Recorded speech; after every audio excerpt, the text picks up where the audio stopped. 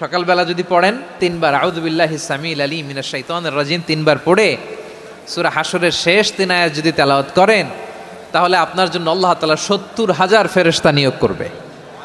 সারা দিন তারা আপনার জন্য মাগফিরাতের দোয়া করবে। আর ওই দিন ইন্তেকাল করলে আল্লাহ তাআলা শহীদ হিসেবে আপনাকে কিয়ামতের দিন দাঁড় করাবে।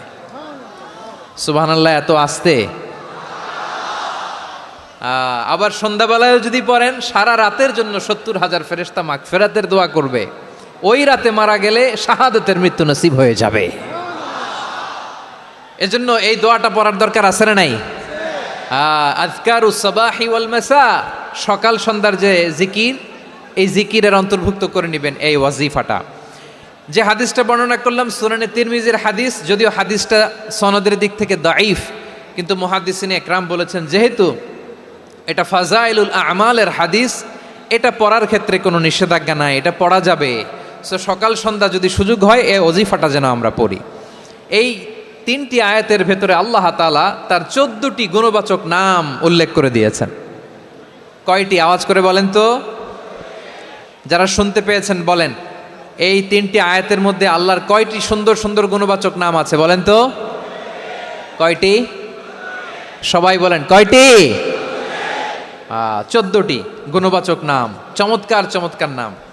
যে নামগুলো যদি আমরা আজকে পড়ি, শুনি, জানি, আল্লাহ তাআলা সম্পর্কে ব্যাপক ধারণা, ইনডেপথ, আমার রব সম্পর্কে ইনডেপথ নলেজ নিয়ে আজকে আমরা ফিরতে পারবো ইনশাআল্লাহ। বলেন সবাই।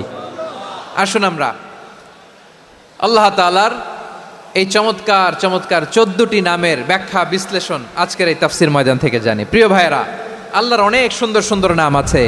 আমাদের উচিত এই নামগুলো দিয়ে আল্লাহকে ডাকা। সম্মানিত ভাইয়েরা, আল্লাহ তাআলার চমৎকার চমৎকার অনেক নাম আছে যেগুলো আল্লাহ তাআলা কোরআনে উল্লেখ করেছেন। আল্লাহর আসল নাম হচ্ছে আল্লাহ। আসল নাম কি? সবাই বলুন, আসল নাম কি? আল্লাহ তাআলার আসল নাম হচ্ছে আল্লাহ। আওয়াজ করে আল্লাহর একটা ডাক দেন, বলেন আল্লাহ।